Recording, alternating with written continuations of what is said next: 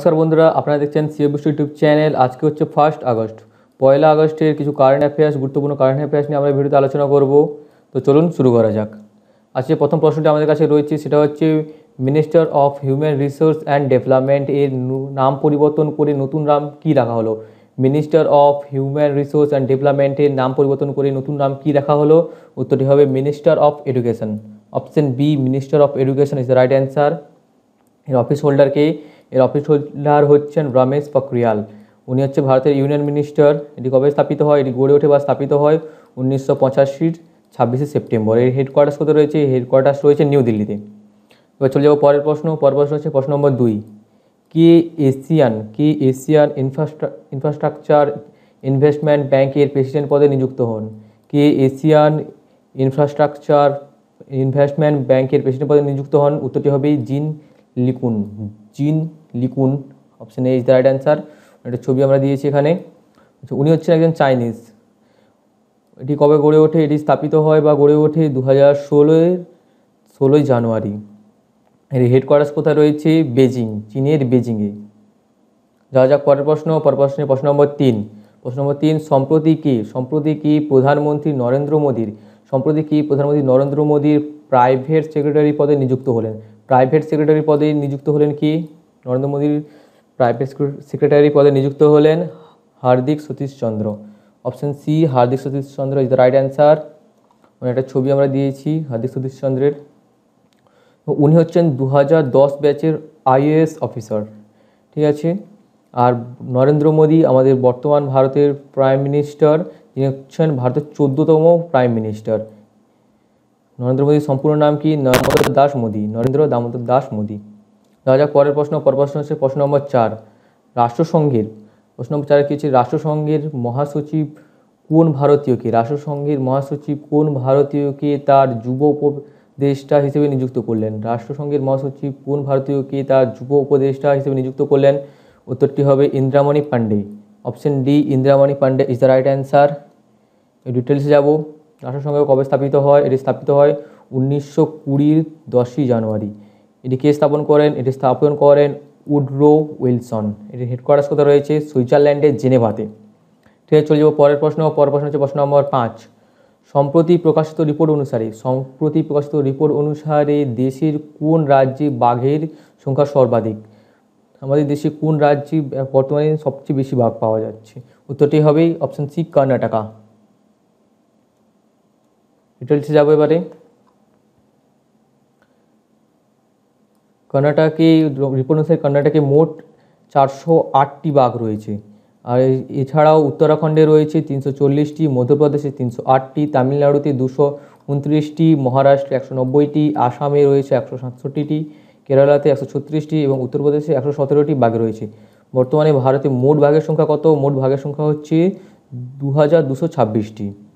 বাঘের বিজ্ঞানসম্মত নাম বা সায়েন্টিফিক নেম কি? সায়েন্টিফিক নেম হচ্ছে প্যান্থেরা টাইগ্রিস। এবার চলে যাবো পরের প্রশ্ন হচ্ছে প্রশ্ন নম্বর 6। অপারেশন লেজেন্ড কোন দেশ লঞ্চ করলো? অপারেশন লেজেন্ড লঞ্চ করেছে আমেরিকা যুক্তরাষ্ট্র। অপশন এ, আমেরিকা যুক্তরাষ্ট্র ইজ দ্য রাইট অ্যান্সার। আমেরিকার ক্যাপিটাল কি? আমেরিকার ক্যাপিটাল বা রাজধানী হচ্ছে ওয়াশিংটন ডিসি। বর্তমান প্রেসিডেন্ট কি আমেরিকার? বর্তমান প্রেসিডেন্ট হচ্ছেন ডোনাল্ড ট্রাম্প। যাবো পরের প্রশ্ন প্রশ্ন নম্বর 7। কোভিড-19 মোকাবিলার জন্য এডিবি ভারতকে কত টাকা অনুদান করলো? কোভিড-19 মোকাবিলার জন্য? উত্তর হবে $3 million. Option C is the right answer. ভারতকে $3 মিলিয়ন অনুদান করেছে এডিবি। সম্পূর্ণ নাম কি? এডিবি সম্পূর্ণ নাম হচ্ছে এশিয়ান ডেভেলপমেন্ট ব্যাংক। এর হেডকোয়ার্টার্স কোথায় রয়েছে? এর হেডকোয়ার্টার্স রয়েছে ফিলিপিন্সের মান্দালুয়াংস। এর প্রেসিডেন্ট পদে কে রয়েছেন? প্রেসিডেন্ট পদে রয়েছেন এডিবির বর্তমান প্রেসিডেন্টও হচ্ছেন মাসাতাসুগু আসকায়া। এটি কবে স্থাপিত হয়? এটি স্থাপিত হয় 1966 19শে ডিসেম্বর। এর মেম্বার্স হচ্ছে 68টি দেশ, 68টি কান্ট্রিজ, 68 কান্ট্রিজ। যাওয়া যাক পরের প্রশ্ন হচ্ছে প্রশ্ন নম্বর 8। সম্প্রতি কোন রাজ্যে র্যাপিড অ্যান্টিজেন টেস্ট চালু করা হলো? কোভিড-19 মোকাবিলার জন্য র্যাপিড অ্যান্টিজেন টেস্ট কোন রাজ্যে চালু করা হলো? উত্তর হবে Madhya Pradesh. Option A, Madhya Pradesh is the right answer. Madhya Pradesh is a largest state in central India. Central ইন্ডিয়ার সবচেয়ে লার্জেস্ট স্টেট হচ্ছে মধ্যপ্রদেশ। এর ক্যাপিটাল কি? এর ক্যাপিটাল হচ্ছে ভোপাল। মধ্যপ্রদেশে বর্তমান চিফ মিনিস্টার কে রয়েছেন? চিফ মিনিস্টার হচ্ছেন বর্তমান মধ্যপ্রদেশের শিবরাজ সিং চৌহান। চলে যাবো পরের প্রশ্ন, প্রশ্ন নম্বর 9। Domestic rating agency, domestic rating agency ICRA কাকে ম্যানেজিং ডিরেক্টর এবং group chief executive officer, group chief executive officer হিসেবে 3 বছরের জন্য কাকে নিযুক্ত করলেন? উত্তরটি হবে এন শিবরামন। এন শিবরামন, ওনার একটি ছবি আমরা দিয়েছি এখানে। ডিটেলস যাবো। এটি কবে গড়ে ওঠে? এটি গড়ে ওঠে 1991। এর হেডকোয়ার্টার্স কোথায় রয়েছে? হেডকোয়ার্টার্স রয়েছে গুরগাঁও, ভারতের গুরগাঁও। এর বর্তমানে সিও কে রয়েছেন? সিও রয়েছেন নরেশ টাকার। এর ওনার কে? ওনার হচ্ছেন মোদিস কর্পোরেশন। তো পরের প্রশ্ন, প্রশ্ন নম্বর 10।